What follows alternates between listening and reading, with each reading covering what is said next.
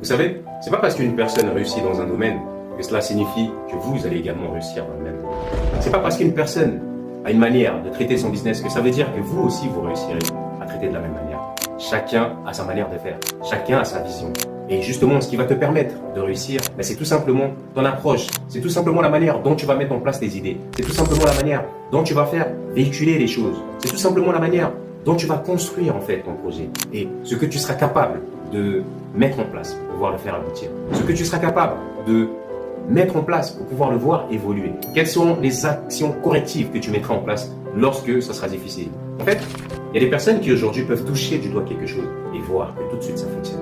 Il y a des personnes qui vont se lancer et mettre en place, et même avec une phrase, et même avec rien du tout, ils vont démarrer un projet, vous allez voir que tout de suite ça va marcher. Mais parce que tout le monde est différent. Il faut l'accepter. Et cette différence, on l'accepte de manière positive. Arrêtez de faire des comparaisons, parce que parfois c'est inutile. Tout le monde ne peut pas investir. Tout le monde n'a pas la capacité de flairer les bonnes affaires. Tout le monde n'est pas capable de mettre en place la discipline qui va lui permettre tout simplement de répéter tout ce qui sera nécessaire pour le faire réussir. Tout le monde n'a pas cette vision aussi lointaine pour pouvoir comprendre ce que ça peut apporter, etc. Mais par contre, tout le monde a le droit de soigner ses finances. Tout le monde a le droit de mettre quelque chose en place pour pouvoir réussir.